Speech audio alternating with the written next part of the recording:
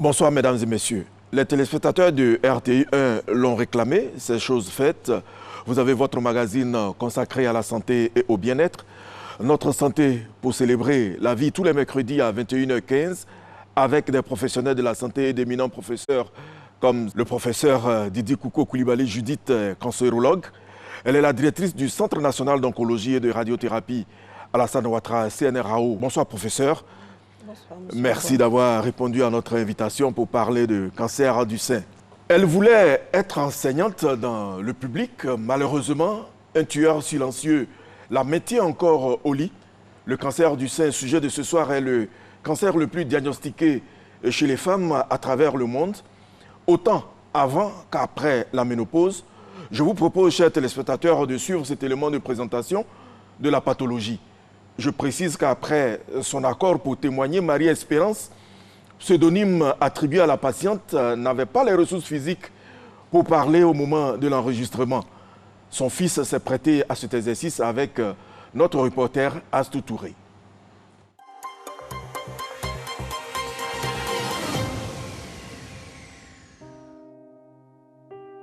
Elle venait d'entamer une nouvelle partie de sa vie, ce qu'elle voulait depuis, être institutrice au public.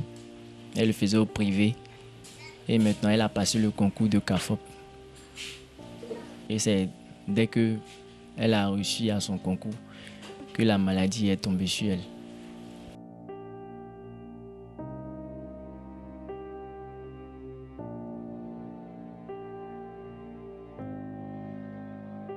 Masse à l'aisselle, changement de la taille ou de la forme du sein, mamelon rentrant, sensation d'apparition d'une peau d'orange sur le sein, sensation des nodules inhabituels mais palpables à partir d'1 centimètre, écoulement par mamelon, rougeur sur le sein.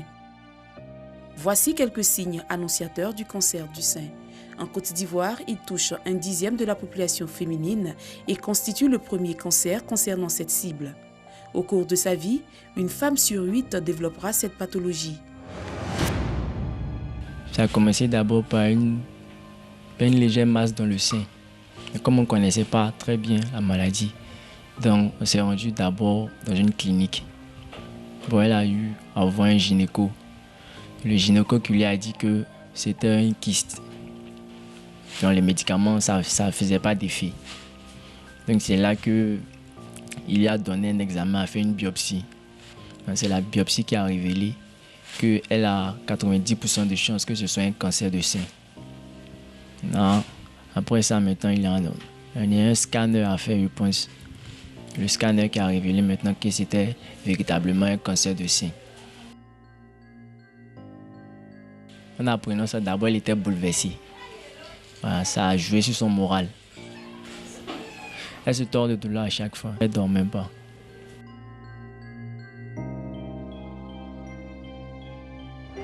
Le cancer est une maladie caractérisée par une prolifération cellulaire ou tumeur maligne anormalement importante formée à partir de la transformation par mutation ou instabilité génétique d'une cellule initialement normale. Parfois, les cellules cancéreuses envahissent les tissus environnants ou se détachent de la tumeur d'origine pour migrer vers d'autres régions du corps. C'est la métastase. C'est pourquoi il est important de dépister le cancer le plus tôt possible afin d'éviter cette migration.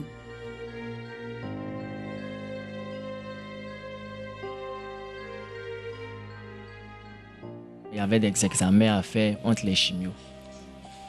Donc on pouvait dire par chimio, si on devait calculer dans un truc de 250 à 270 000. Donc c'est au fur et à mesure que nous avons vu que les coûts étaient un peu trop élevés. Nous avons cherché une prise en charge, porte par porte. Ça a répondu au conseil de santé. Nous avons eu une prise en charge. Et c'est à la suite de l'obtention de cette prise en charge-là que nous avons quitté le CHU de Trècheville pour le Centre national de radiothérapie Alassane Ouattara, à Cocody, juste derrière le CHU. Premier cancer en Côte d'Ivoire entre 2000 et 2012, le cancer du sein a connu une croissance considérable. La prévalence est passée de 15 sur 100 000 à 36,6 sur 100 000 en 10 ans. Aujourd'hui, on dénombre près de 3000 nouveaux cas de cancer du sein avec une mortalité de 54%.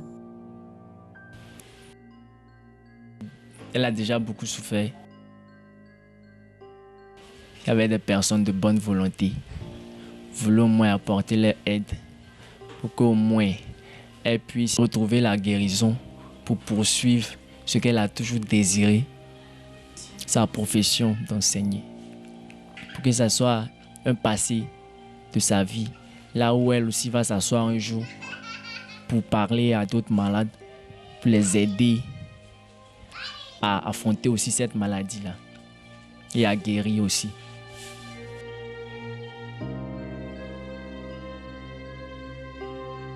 Le cancer est l'une des pathologies les plus meurtrières de cette décennie en Afrique. Selon l'OMS, sur 804 millions d'habitants en Afrique, 12,4% développent un cancer avant l'âge de 75 ans. À l'origine de nombreux décès, le cancer constitue un véritable problème de santé publique. L'équipe de production a choisi de privilégier les questions des téléspectateurs pour mieux prendre en compte leurs préoccupations. Le professeur Didi Koukou Koulibaly Judith sera à même de vous satisfaire. Mais avant, qu'est-ce qu'un cancer et qu'est-ce que le cancer du sein? Un cancer, en fait, c'est une maladie qui est la conséquence d'une multiplication désordonnée, anarchique, de cellules qui sont devenues anormales, qu'on appelle les cellules du cancer.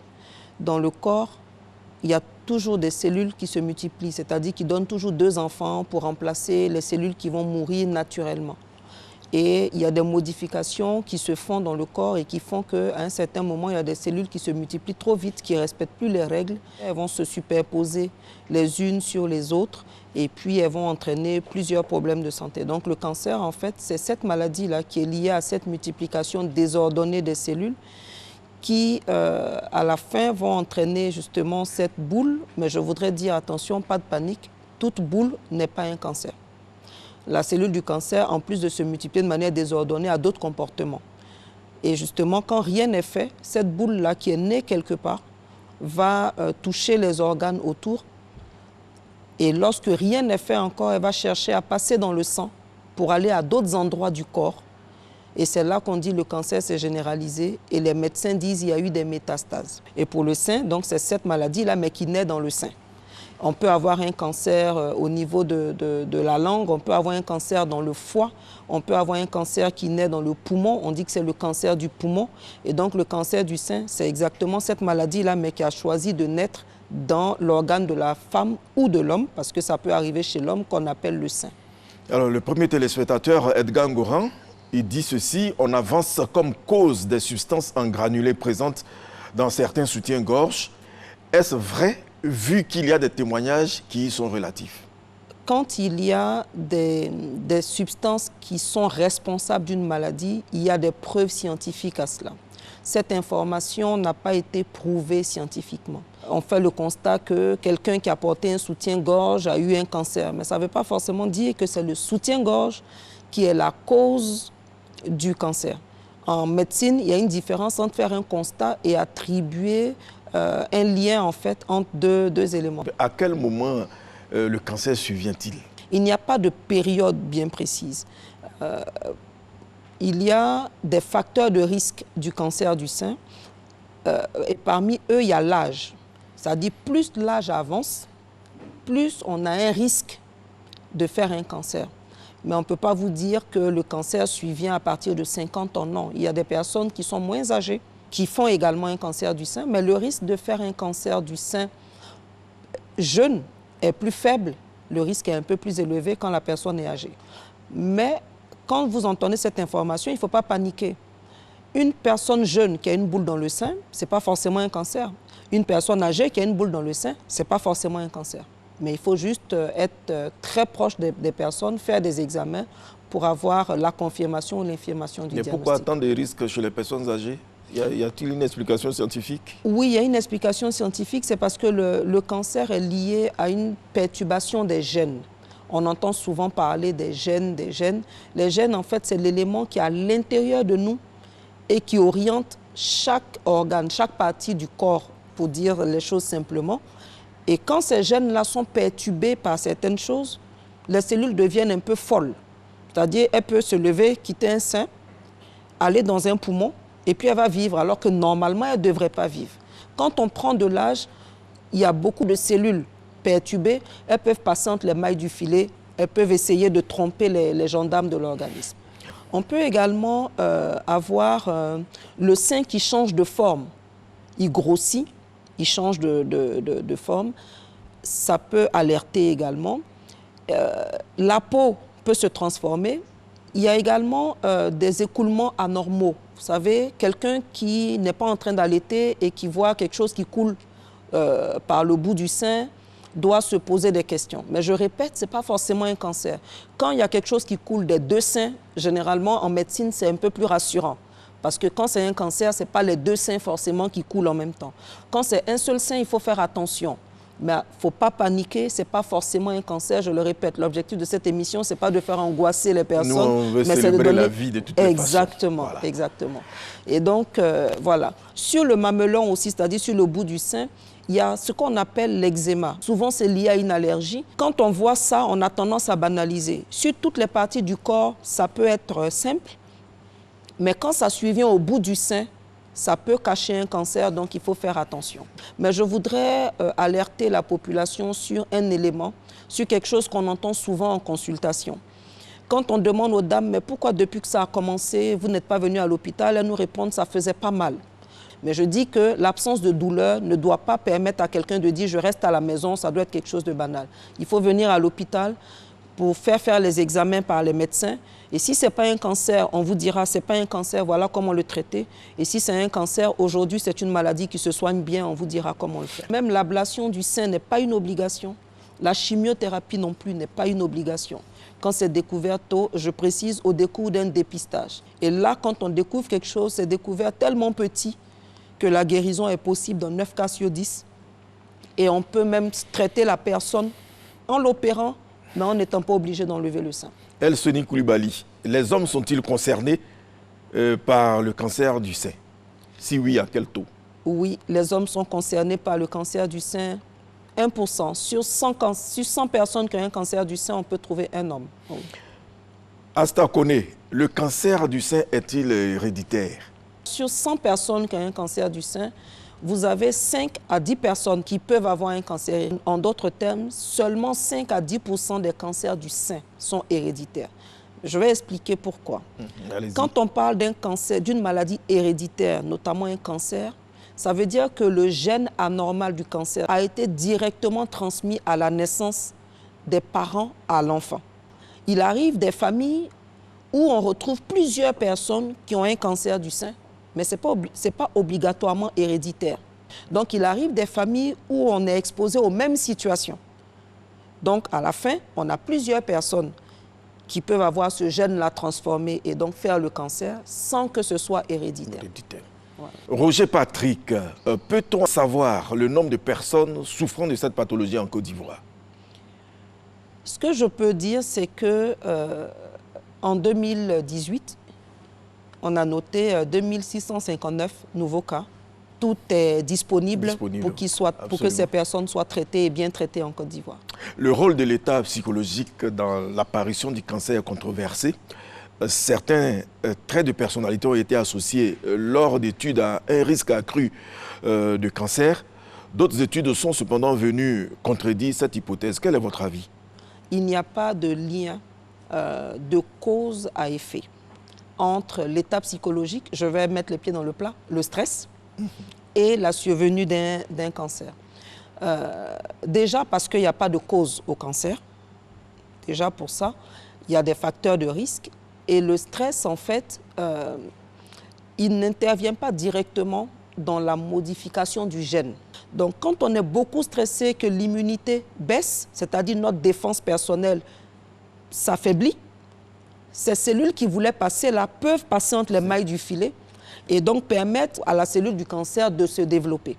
Même s'il est à l'origine de nombreux décès en Afrique, l'on enregistre de grandes avancées dans le traitement du cancer. De quoi donner de l'espoir aux malades. Guérir du cancer, c'est possible. Témoignage.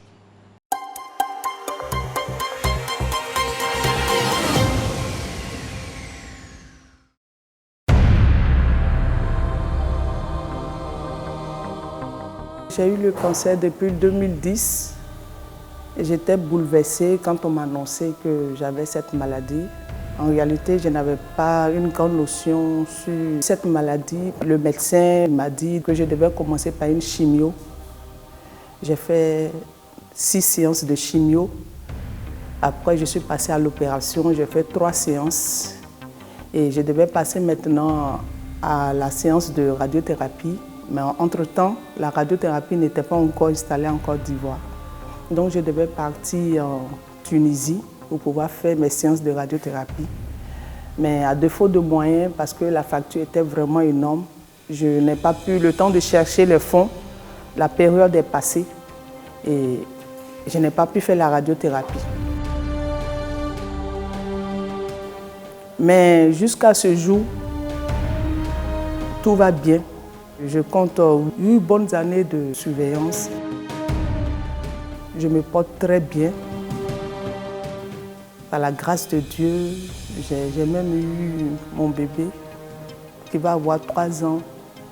Elle se porte bien. À chaque fois que je fais mes examens, maman aussi se porte bien.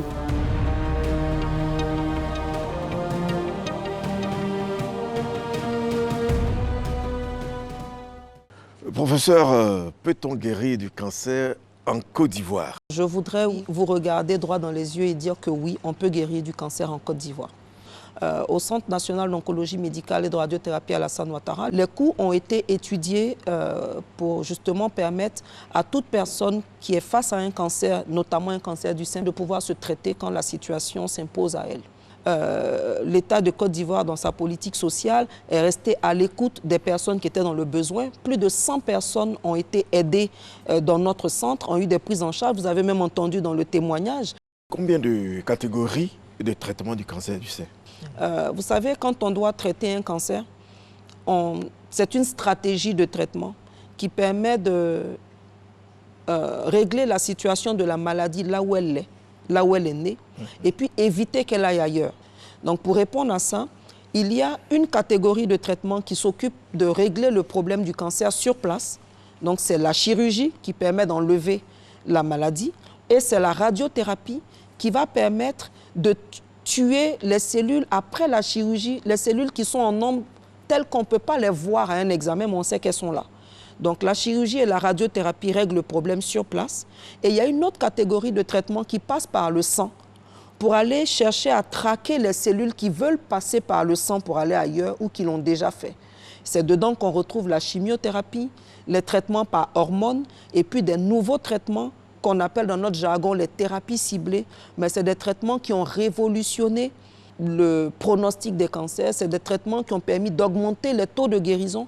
Et même dans les situations où on sait qu'on ne peut pas guérir, c'est-à-dire quand le cancer du sein s'est généralisé, ces traitements-là font dormir les cellules, même quand on ne peut pas les tuer. C'est ce qui fait qu'aujourd'hui, on dit que le cancer peut devenir une maladie chronique, comme l'hypertension, comme le diabète, c'est-à-dire une maladie avec laquelle on vit. Oui. Ces derniers traitements dont je parle sont des traitements qui coûtent très cher. Et ce sont des traitements que l'État de Côte d'Ivoire a permis de mettre gratuitement à la disposition de la population, pour certains d'entre eux, depuis 2015. Goza Alain, comment se fait la prise en charge psychologique? La prise en charge psychologique peut se faire de plusieurs manières. Elle peut se faire individuellement, elle peut se faire en groupe, elle peut se faire aussi par plusieurs types de personnes. Elle peut se faire en famille, elle peut se faire par le médecin, elle peut se faire par les spécialistes de la prise en charge psychologique qui sont les psychologues ou des fois aussi les psychiatres. Dans notre hôpital, nous avons une psychologue clinicienne qui est le professeur Aka Dago Akribi Hortense qui a des consultations de psychologie. Ça, c'est pour les personnes qui souhaitent venir la voir individuellement. Il y a également ce qu'on appelle des groupes de parole. Des groupes de parole, ce sont des espaces d'échange entre personnes qui ont vécu la même situation. C'est des partages d'expériences pour savoir qu'on n'est pas seul. Et un groupe de parole est animé donc par un psychologue, mais également par un médecin qui va répondre à certaines préoccupations qu'on n'a pas pu évoquer, par exemple à la consultation avec son médecin traitant. Nous avons également des groupes de parole pour les parents, parce qu'ils ont également des préoccupations qu'ils ne vont pas évoquer devant les personnes touchées par le cancer. Un des éléments qui touche vraiment au volet psychologique également dans le cancer du sein, c'est les cheveux, la chute des cheveux liée au traitement, c'est les ongles des fois qui deviennent orange ou qui deviennent noirs. Vous savez, c'est très important pour une femme de garder son image. Quand on ne peut pas faire autrement que de voir les cheveux tomber, on va demander à la dame d'accepter, mais on va lui proposer des alternatives.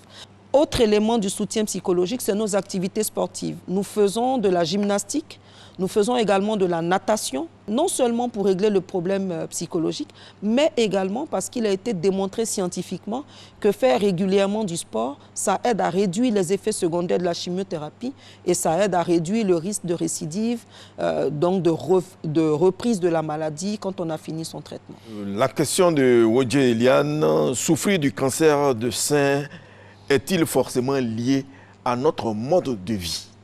Et y a-t-il de bonnes habitudes de vie pour prévenir le cancer? Quand on est en surpoids ou quand on est en situation d'obésité, oui, ça peut être un facteur de risque de cancer du sein. Quand on ne fait pas d'activité, quand on ne fait pas de sport, quand on ne bouge pas beaucoup, ça peut être un facteur de risque de cancer du sein. Aujourd'hui, le tabac est identifié comme facteur de risque de cancer du sein. Et dans l'alimentation, d'une manière générale, on dit que manger beaucoup de fruits et de légumes, ça aide à combattre le risque de cancer. On ne demande pas de devenir végétarien. Mais quand on n'est pas habitué à avoir des fruits et des légumes dans son alimentation, oui, il faut changer d'habitude pour en mettre beaucoup plus dans son alimentation. Mais attention, quand on met des légumes dans nos sauces, vous voyez le nombre d'heures que ça passe au feu, les légumes ne sont plus des légumes. Voilà. Légumes, donc quand on parle de fruits et légumes, c'est surtout des légumes crus ou des légumes cuits à la vapeur, mais qui ne perdent pas tous leurs nutriments. Voilà. Exercice physique, arrêt du tabagisme, consommation d'alcool modéré, maintien d'un poids santé contribue à réduire le risque de plusieurs types de cancers, incluant le cancer du sein. Saine alimentation comprenant suffisamment de légumes et de fruits.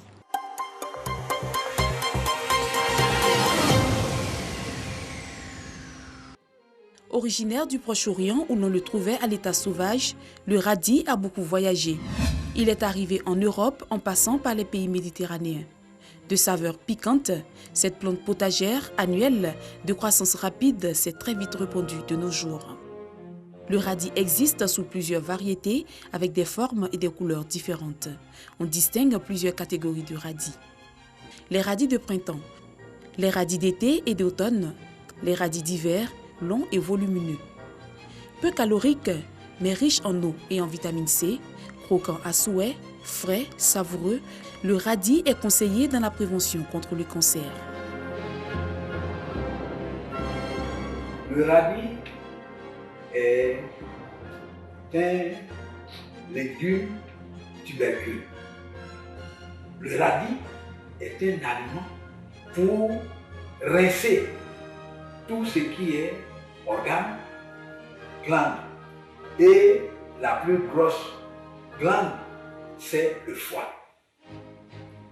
Mais le radis va jouer aussi sur la thyroïde. Et donc, si quelqu'un mange le radis, comme on mange de l'oignon par exemple, la personne peut éviter de faire le goitre par exemple. Quand on mange du radis, on peut éviter d'avoir une cirrhose de foie qui va nuire au cancer du foie. Le radis va faire que le pancréas va pouvoir éliminer le trop de sucre qui va arriver à ce niveau-là.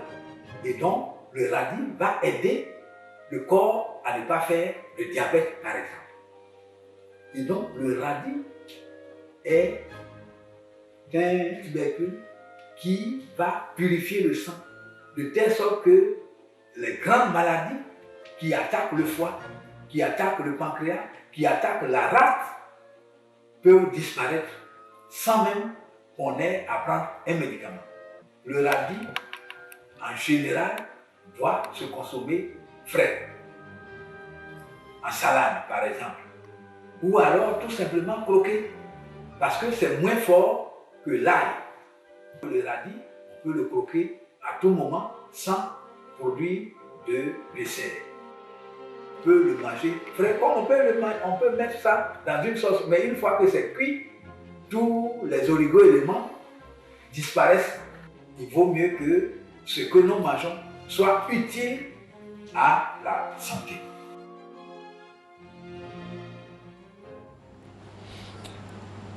En Côte d'Ivoire, la lutte contre les pathologies telles que le diabète gestationnel et le cancer ne faiblissent pas. Le point avec Astou Touré.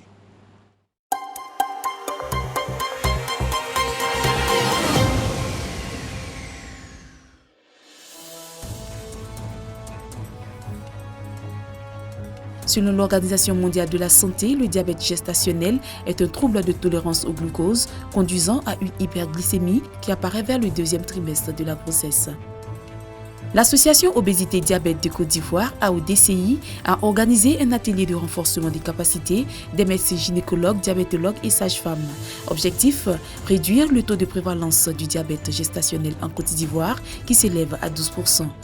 Ce projet de lutte contre le diabète gestationnel est financé par la Fondation mondiale du diabète à hauteur de milliards de francs CFA.